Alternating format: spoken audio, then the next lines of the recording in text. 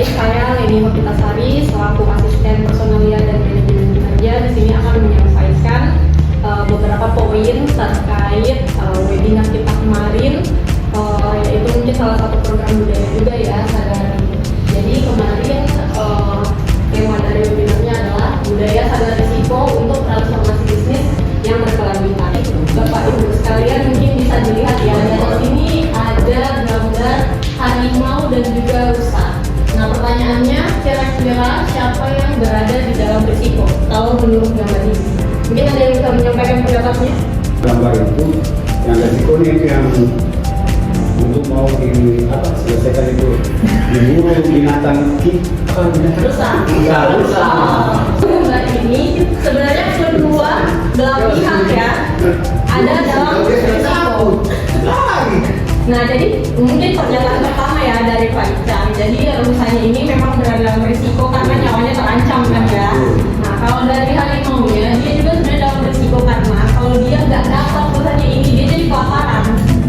Nah, gitu kan. Jadi dia juga sebenarnya tuh ya sama-sama terancam nyawanya. Satu nggak bisa makan, satu lagi kelangsungan hidupnya karena bisa dimakan.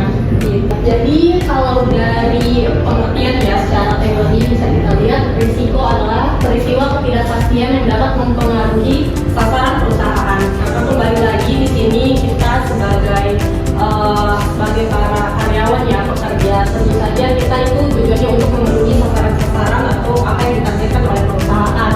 Nah, jadi sini risiko dari sudut pandang kita sebagai employee itu ketidakpastian yang besar itu sebenarnya harus memprotek value yang harus kita capai seperti itu. Nah, jadi mengurangi kemungkinan dan dampak negatif dari risiko. Kalau kita di sini mungkin karena kita cenderung ke administratif ya, jadi mungkin risiko yang paling sering kita temui adalah mungkin kesalahan pada saat penginputan data, kesalahan saat mengolah data. Nah, kemungkinan itu bisa saja terjadi. Di sini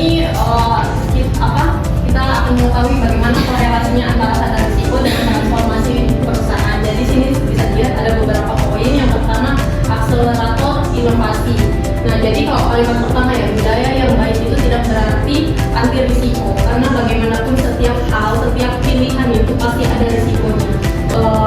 Mungkin saja ya, kita jadi tidak percaya dengan perusahaan-perusahaan yang tidak dapat mengelola apa yang dia miliki, misalnya SDM-nya ataupun keuangannya, asetnya, banyak risiko-risiko yang terjadi. Nah, itu kan bisa menghilangkan kepercayaan dari stakeholder ini. Sementara tujuan ini sendiri dengan mengelola risiko yang baik, kita akan dapat kepercayaan yang lebih dari para stakeholder.